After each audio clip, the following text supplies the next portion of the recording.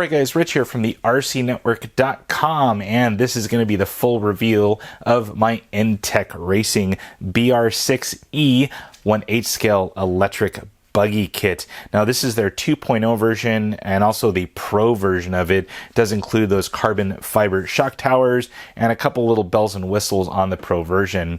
Now this is of course a kit, so you do have to put it together. You have to supply all of your own electronics and also supply your own tires. So keep that in mind if you do choose to build this one. Now pretty much as far as tools needed, you pretty much need a 1.5, 2.0, 2.5 millimeter hex wrench and a couple of nut drivers, including a 5.5 and then of course a 17 millimeter. Now the kit does include quite a few tools, but of course having professional grade tools make this go a lot easier. Now the instruction manual was quite well laid out, and what I really liked about this manual is you open bag A and it is step 1. So there's no leftover parts. You weren't hunting for parts in other bags. Everything went together pretty well. Now overall, the build quality and the owner's manual, which is absolutely great. The quality was great. I had no issues putting anything together. The one thing that I did notice is when you were looking for any type of setup, it did not mention it here. You did have to refer back to the stock setup sheet, which was located in the far rear of the owner's manual, which is right here. So you do have to reference this to get the stock setup as far as oil weight, what hole you need to put into what area as far as the shock towers and Ackerman and everything else. So keep this in mind when you are building. Have this maybe set aside. I kept referring back to it as I was building it. So, but overall, great part quality, great fitment. All the bags were labeled great, and the owner's manual was actually pretty well written. So kudos to Intech Racing. Now, of course, you're seeing a fully ready to run vehicle right there. I have all my own electronics, slapped some Pro-Line rubber on there, and then of course painted it up. Now the tires I chose for my indoor clay track were these Pro-Line Electrons. These are the MC compound. They have great traction at my track, and these will do pretty well on this Intech buggy. Now you're noticing a red paint job. I used some new re-release paint from Pactra.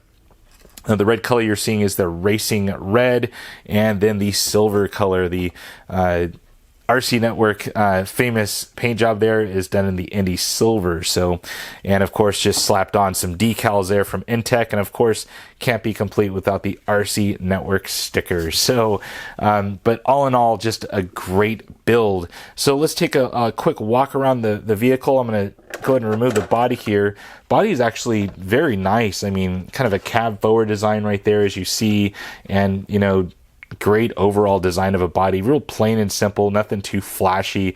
Has some cutouts here for you know, adding in some cooling vents, so pretty nice overall.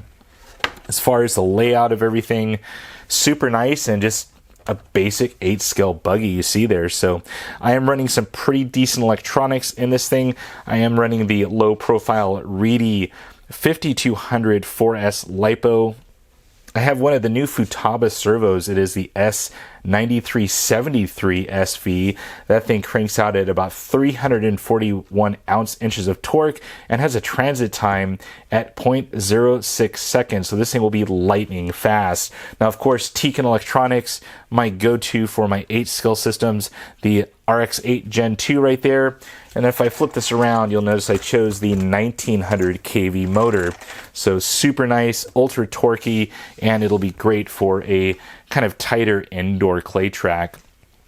As far as a receiver, I'm using a Futaba receiver that's going to be mated up to my 4PX. All in all, great build. So let's take a look at some of the bells and whistles you get on this Intech kit. Starting off with the shocks. I mean, probably one of the better shock packages I've seen. All aluminum design, so you have aluminum bottom, aluminum shock body, and aluminum caps. All of the internals were very nice. The knurled nut right there, and the spring rate seems to be pretty decent out of the box here. So overall shocks were a great item on this. Now, as far as the suspension and the pivots and hinge pins and everything else, very loose. I mean, everything was perfect. There was no tightness. Everything fit perfect. I had full drop on the suspension before I added the shocks.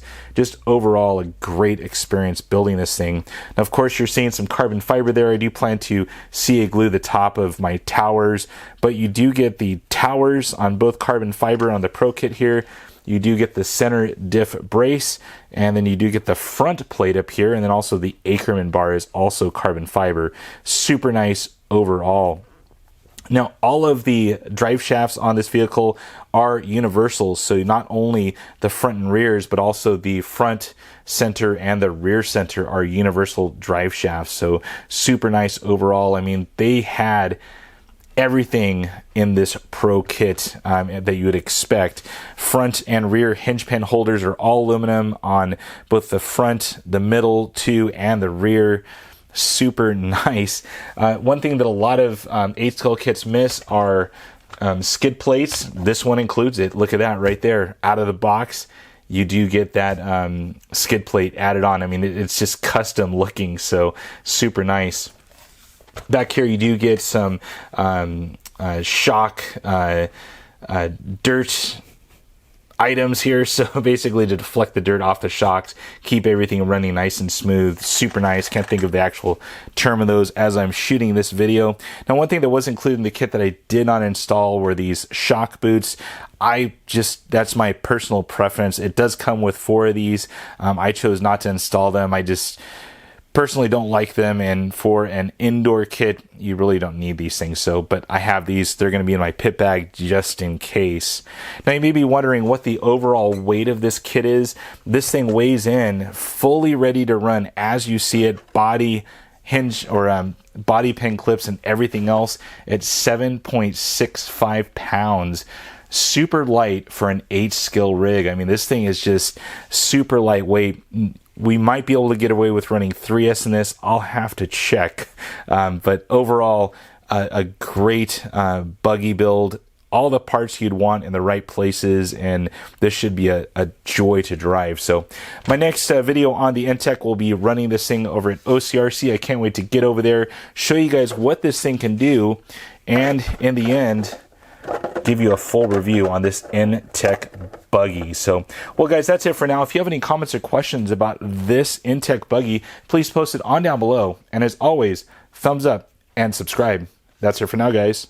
Over and out.